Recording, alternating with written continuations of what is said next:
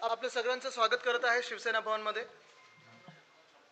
आपल्याला सर्वांनाच माहिती आहे की एक विषय गेले काही दिवस गाजत आहे, खास करून निवडणुकांचे रिझल्ट आल्यानंतर, निकाल आल्यानंतर हा विषय देशभरात गाजत आहे आणि काल परवापासून मला वाटतं जगभरात ह्याची चर्चा होत आहे. ती म्हणजे EVM किती सुरक्षित आहेत, वापरायला पाहिजेत, नाही वापरायला पाहिजेत, हे इलॉन मस्क त्याच्यावर स्वतः बोलत आहेत. पण त्या विषयामध्ये न जाता, त्या टेक्निकल गोष्टीमध्ये न जाता, मला वाटतं एक सीट जी आपल्या देशभरात आता चर्चेत आहे ती म्हणजे मुंबई उत्तर पश्चिमची. आमचे उमेदवार आणि खरं तर जिंकलेले खासदार अमोल कीर्तीकरजी इथे बसलेले आहेत.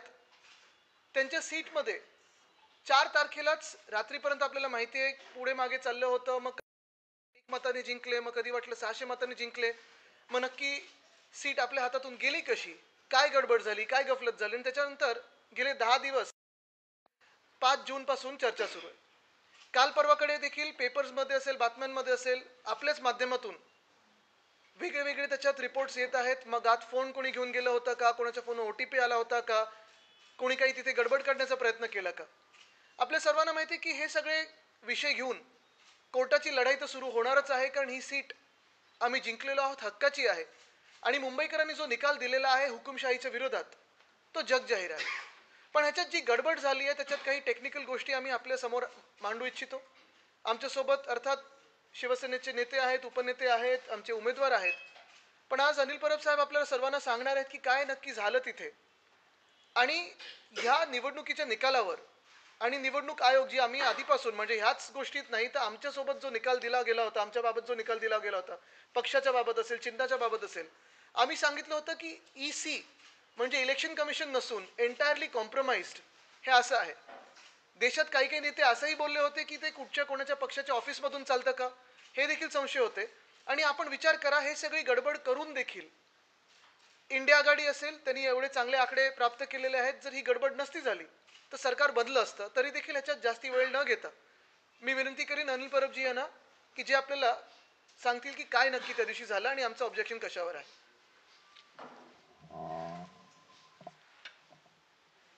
नमस्कार. आपण सगळ्यांना माहिती आहे की 4 जूनला जो निकाल लागला आणि त्यात शिवसेनेचे आमचे अधिकृत उमेदवार अमोल कीर्तीकर यांचा 48 मतांनी पराभव झाला. हा पराभव अतिशय संशयास्पद आहे, ज्याच्यावरती आम्ही कोर्टात तर जातोच आहोत. परंतु त्या अगोदर सगळ्या जनतेला कळावं की नेमकं काय झालं आणि आमचं म्हणणं काय, यासाठी आज आम्ही आपल्यासमोर आलेलो आहोत. निवडणुकीची एक प्रक्रिया असते आणि ह्या प्रक्रियेद्वारे निवडणूक होत असते. ह्या निवडणुकीच्या प्रक्रियेला पूर्णपणे हरताळ फासलेला आहे. निवडणुकीची प्रक्रिया ही डावलली गेली आहे.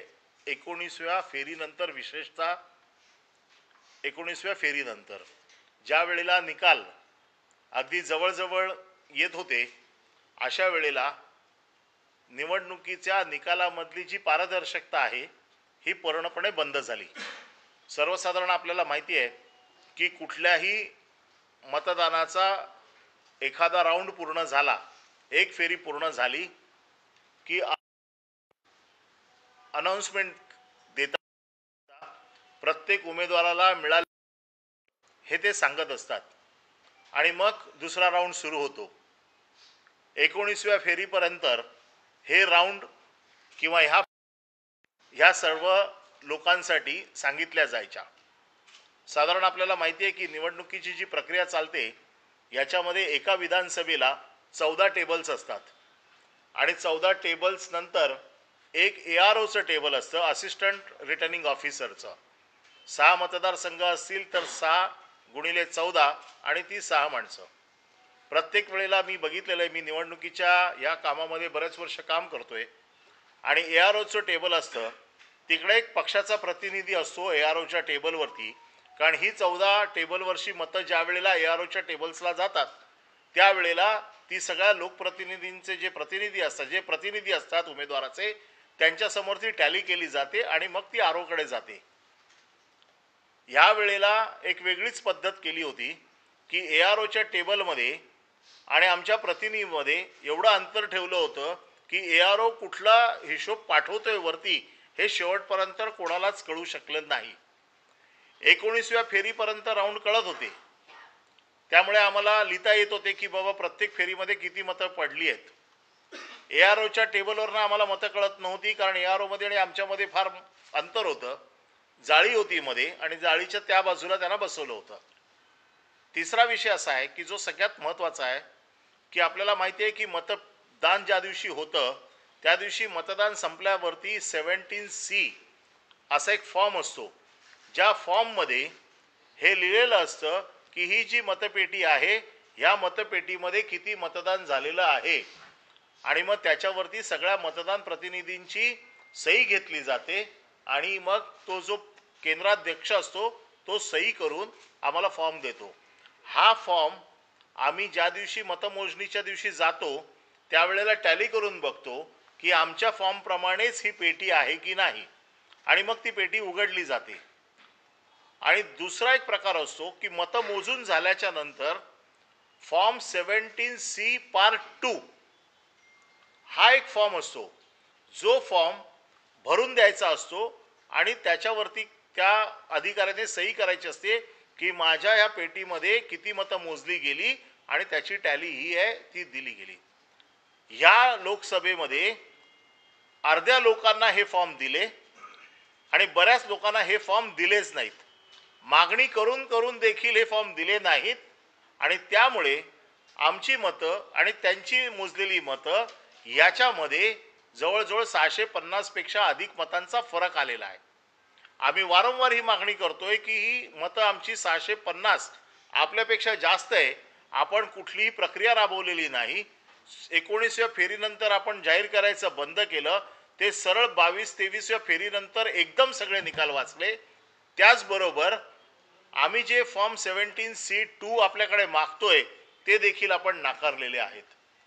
त्यामुळे मतांमध्ये हा जो मोठा फरक आहे, 650 पेक्षा जास्त मतं ही आमच्या जो टॅली आमची जी टॅली आहे आणि त्यांची टॅली आहे याच्यामध्ये त्याचा फरक येतोय, जो फरक आम्ही आमच्या ऑब्जेक्शनमध्ये लिहिलेला आहे. खरं म्हणजे निवडणूक प्रक्रिया संपताना निवडणूक अधिकाऱ्यांनी विचारायचं असतं की मी निवडणुकीचे निकाल जाहीर करणार आहे, याच्या अगोदर कोणाचं काही ऑब्जेक्शन असेल तर सांगा. अशा प्रकारे कुठल्याही प्रकारचं विचारलं गेलं नाही, कुठल्याही प्रकारची माहिती दिली गेली नाही आणि सरळ निकाल जाहीर करून टाकले. हे एकतर्फी सगळं झालं. हे करत असताना आम्ही रिटर्निंग ऑफिसरचा गोंधळ सगळा बघत होतो. त्यांना वारंवार कोणाचे फोन येत होते याचा साधारण आमच्या बसलेल्या लोकांना अंदाज येत होता. त्यांची धावपळ बघत होते. वारंवार त्या बाथरूमला जात होत्या, तिकडून त्या फोनवरती कोणाशी तरी बोलत होत्या. हे कोणाचे फोन आहेत, काय आहे याच्या संदर्भातली सगळी माहिती आमच्याकडे येतेच आहे.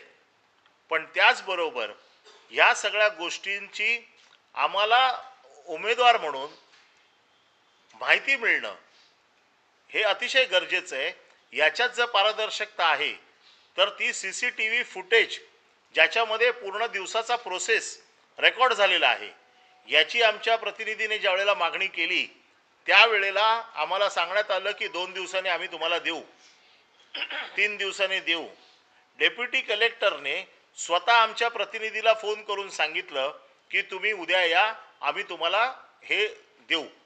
हे सगळं झाल्याच्या नंतर शेवटी त्यांनी आम्हाला CCTV फुटेज देखील नाकारलेलं आहे.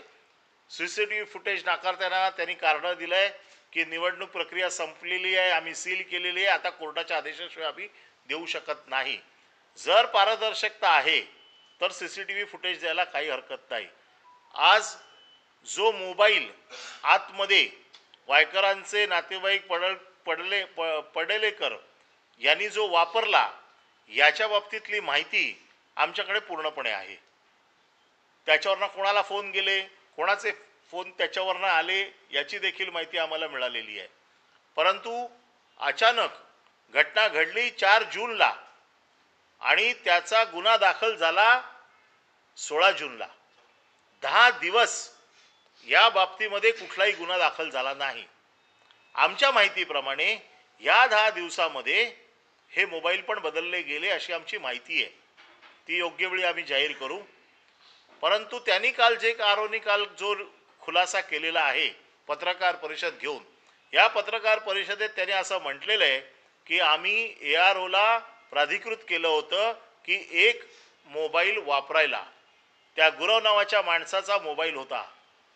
कोणाला प्राधिकृत केलं आम्हाला माहीत नाही. आम्ही पण असिस्टंट AROना विचारलं, त्यांच्याकडे कुठल्याही प्रकारचं याचं उत्तर नाही आहे, कुठल्याही प्रकारची अधिकृत पत्र नाही आहेत. आणि जर तो नियम असेल तर हा नियम हा देशातल्या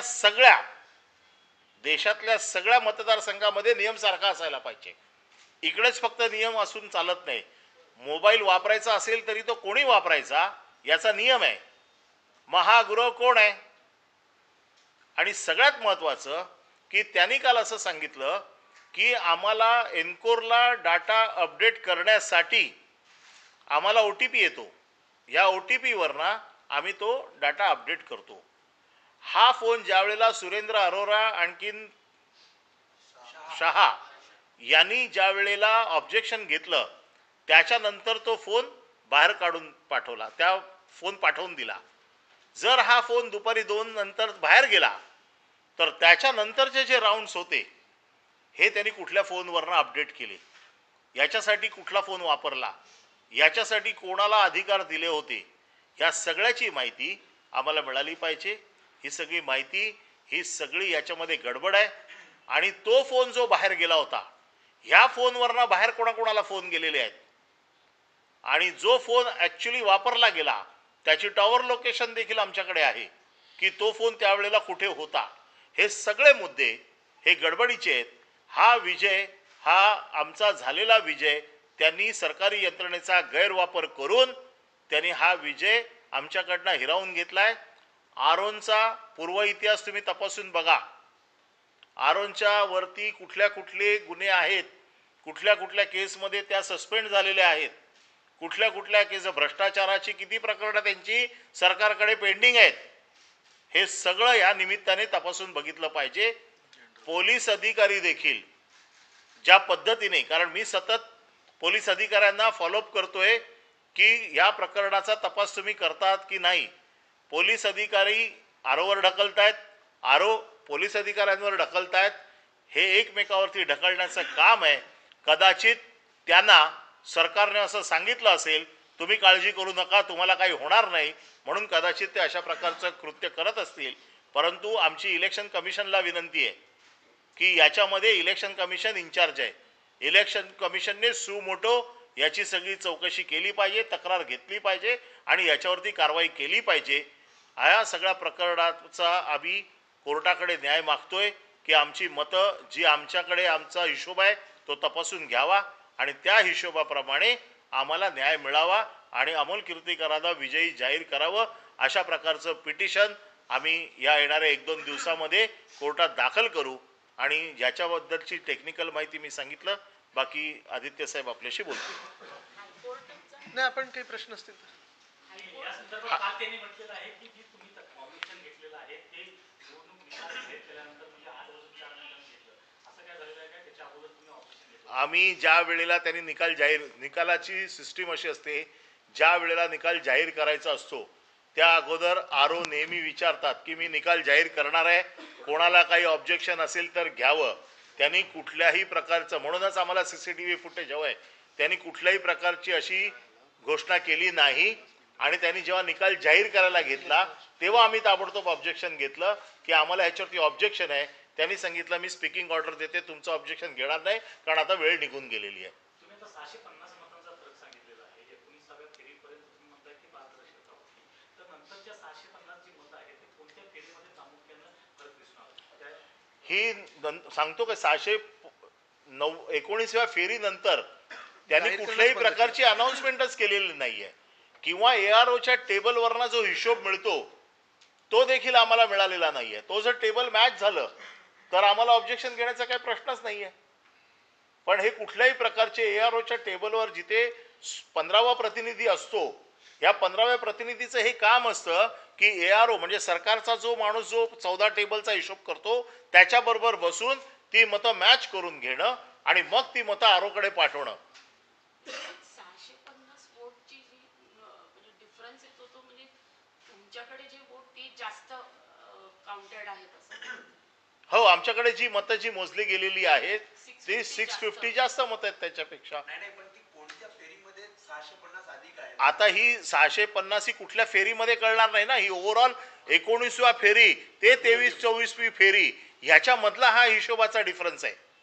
नाही, 19व्या फेरीचा तुम्ही म्हणताय ना की आम्हाला लवकरात लवकर निर्णय द्यावा, कारण का येणाऱ्या काळात विधानसभा आहे, काही टाइम पिरियड आपण ठेवलंय का? आम्ही कोर्टात टाइम पिरियड मागणार आहे, कारण ह्याची कोर्टाच्या देखरेखीसमोर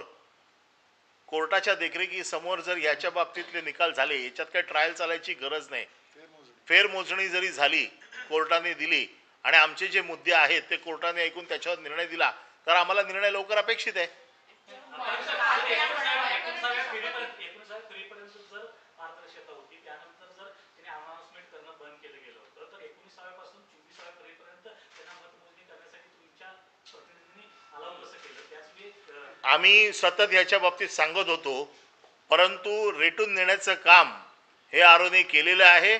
ज्या वेळेला आमचे प्रतिनिधी तिकडे ऑब्जेक्शन घेत होते त्यावेळेला ते सांगत होते की आता आमचं अजून टॅली झालेली नाही आहे, आता आमच्याकडे टॅली येते, आम्ही पुढच्या राऊंडला करू.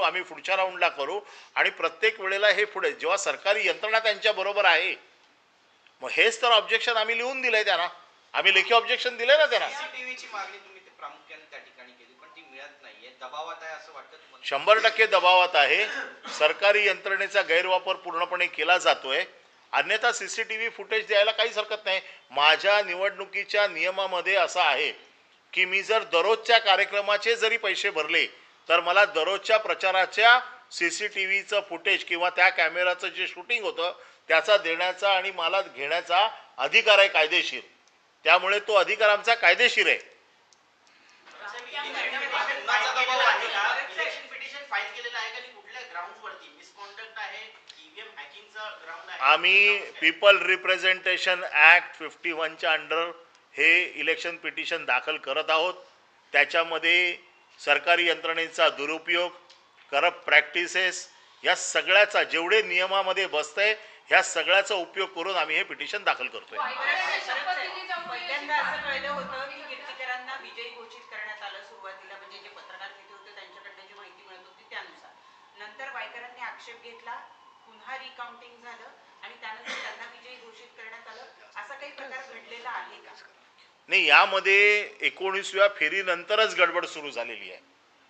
ईव्हीएमचा निकाल लागला, शेवटी त्याच्यामध्ये एक मताने अमोल कीर्तिकरांना विजयी केलं आणि पोस्टल बॅलेट्स हे सुरुवातीला मोजले जातात आणि सुरुवातीलाच अनाऊन्स केले जातात. याची अनाऊन्समेंट सुरुवातीला केली नाही, याची अनाऊन्समेंट शेवटच्या 26व्या राऊंडला केली, जी सुरुवातीच्याच राऊंडला करायला पाहिजे होती. मोजल्या ताबडतोब पोस्टल बॅलेट मोजायला पाहिजे होतं. मुळात एकच आहे. नाही, आता एकच महत्त्वाचा विषय आहे की आता आपल्याला जे अनिल परब साहेबांनी सांगितलं, साधारणपणे ज्या गोष्टी आपल्या समोर आणल्या, पूर्ण जी क्रोनॉलॉजी होती, काय काय होतं हे सांगितल्यानंतर आपल्या लक्षात सगळ्यांचं आलं असेल की इथे प्रोसेस जी होती कुठे ना कुठेतरी फ्रॉड झालेला आहे, जो आम्ही सगळ्यांच्या लक्षात आणून देऊ इच्छितो. आता ज्या बारकाईच्या गोष्टी आहेत सगळे काही आज आम्ही ओपन करू शकत नाही, कारण ते कोर्टासमोर पण येतील, इलेक्शन कमिशन समोर येतील, त्याच्यात आपल्याला कळतील. पण हे सगळं होत असताना आपल्यासमोर हेच आणायचं आहे की ही जी निवडणूक झाली आणि खास करून ह्या सीटची झाली, ही फ्री अँड फेअर होती का? मतमोजणीची जी प्रक्रिया होती ती फ्री अँड फेअर होती का? जी आपल्याला अपेक्षित आहे की देशात पारदर्शकपणे निवडणुका झाल्या पाहिजेत, मतमोजणी आहे पारदर्शकपणे झाली पाहिजे, लोकशाहीचा सण आपण याला मोजतो, हा सण तसा साजरा गेला का? आणि जे लोक जबाबदार असतात, जिम्मेदारी ज्यांच्यावर असते की ही प्रक्रिया पूर्णपणे पार पडल्यानंतर जे काही ऑब्जेक्शन सजेशन असतात ते ऐकून घेतल्यानंतर सगळ्यांना संतुष्ट करणं की ही निवडणूक फ्री अँड फेअर होती, प्रोसेस चांगली होती, नीट होती, हे त्यांच्याकडून झालंय का? ते न होता काल परवाकडे आपण बघतोय प्रेस नोट आता यायला सुरू झालेले आहेत, त्याच्यात पण काही काही गफलती आहेत, त्या देखील आम्ही तुमच्यासमोर उघड करणार आहोत. आजची ही प्रेस कॉन्फरन्स ही पहिली प्रेस कॉन्फरन्स होती, कारण इथपासून ही लढाई सुरू होत आहे. आज जी जगभरात आणि देशभरात चर्चा सुरू आहे, मला वाटतं आमच्यासारखे अनेक अशा वेगळ्या वेगळ्या सीट्स असतील देशभरात जिथे ही चर्चा होऊ शकते. पण हा जो भाजपाने विजय क्लेम केलेला आहे तो देखील 303 वरनं 240 वर आलेला आहे. काल पण मी सांगितलं की ही यंत्रणा जर त्यांच्या हातात नसते आणि खरोखर फ्री अँड फेअर इलेक्शन झाले असते तर 240 काय 40 देखील जागा भाजपाच्या या देशात आल्या नसत्या. आज आपण पाहतोय वातावरण सगळीकडे हेच आहे. रोष आहे लोकांचा आणि आज पण आपण पाहतोय की हे सगळं सोडून परत विषय भलतीकडे नेला जातोय भाजपकडून. मग हे ते ह्यामुळे मतं मिळेल त्यामुळे मतं मिळाली. मी एवढंच सांगेन की भाजपला ज्या काही सीट मिळालेल्या आहेत, मतं मिळालेली आहेत, ती ह्या यंत्रणेचा गैरवापर करून मिळालेल्या आहेत. आज ह्या प्रेस कॉन्फरन्समधून निवडणूक आयोगाने योग्य ती जी काही सूचना आहे ती घ्यावी, पुढची कारवाई करावी. अन्यथा आम्ही सगळे आहोतच आणि आम्ही जी काही लिगल कारवाई आहे त्याच्यावर पूर्णपणे पाठपुरावा करून हा विजय जिंकणार, म्हणजे हा विजय आम्ही हातात घेणार म्हणजे घेणार हे आपल्याला सांगतो. धन्यवाद. चलो.